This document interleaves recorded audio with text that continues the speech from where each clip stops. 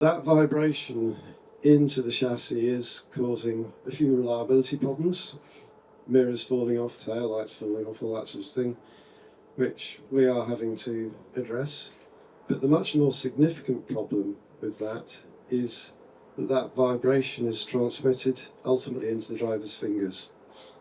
So Fernando is of the feeling that he can't do more than 25 laps consecutively before he will risk permanent nerve damage to his hands.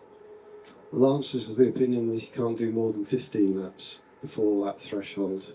Pretty remarkable admission today from Aston Martin. They do not think they'll be finishing the Australian Grand Prix as it stands because their Honda engine is causing them so much grief and is vibrating so much within the chassis of their car that both drivers, Fernando Alonso and Lance Stroll, risk permanent nerve damage in their hands because of the forces coming through the steering wheel. A really remarkable admission to make for any Formula One team, but really even more so it seems because Aston Martin has been dubbed the team of the future by Fernando Alonso, the team that was meant to come into this regulation cycle to break the big four, to come in and become title contenders. So much money has been spent on people, on resources, and on this Honda partnership that started this year, and at the moment it's been a complete disaster. We know that the Honda engine is not reliable. We know that it's not able to run at full beans at the moment, but the admission that Adrian Newey made on Thursday to kick off Media Day for the Australian Grand Prix was absolutely startling and probably revealed why we saw so little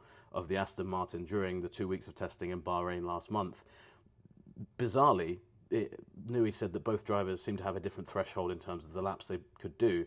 He said Fernando Alonso could do 25 laps before encountering potentially serious injury. Lance Stroll could do about 11 before encountering injuries of his own. Now, a lot of us assume that was because Stroll has quite a few pins in his wrist from an injury he sustained in pre-season testing a few years ago, exacerbated that injury slightly last year, we understand, during the Spanish Grand Prix. But he said that wasn't the case. But either way, both drivers clearly do not feel comfortable or confident that they can do a handful of laps without encountering some issues down the line. Fernando Alonso saying, if the car was a title contender, he could put up with it for 3 hours because the reward of it was obvious. But when the car is underperforming in the way it is, neither driver wants to risk anything long term. Fernando Alonso said to us he doesn't know what the ramifications and the consequences would be of having a long stint there.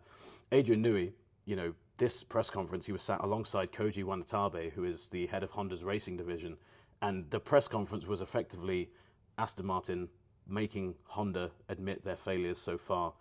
I've not seen many press conferences like it. The microphone that Adrian Newey was using kept cutting in and out. He was sighing, he was tutting, he was clearly growing quite frustrated with that situation, kind of looking over at team members, and it just seemed to sum up more perfectly than anything else could just the situation Aston Martin are in. Even the microphones they couldn't get working. It's just, whatever they're trying to do at the moment goes wrong for them. And it's a really startling thing for them to be in.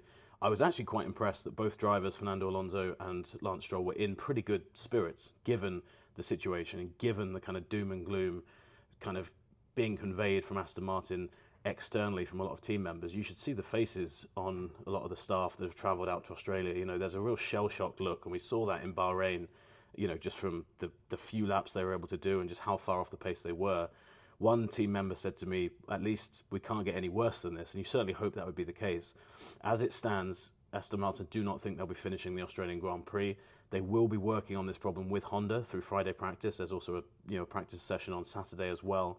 But it does seem unlikely that a fix is going to be very, very quick for this. And let's not forget, Australia's race is Sunday, and that's 7 days before the Chinese Grand Prix, the second race of the year. So there's no guarantee that this goes away anytime soon.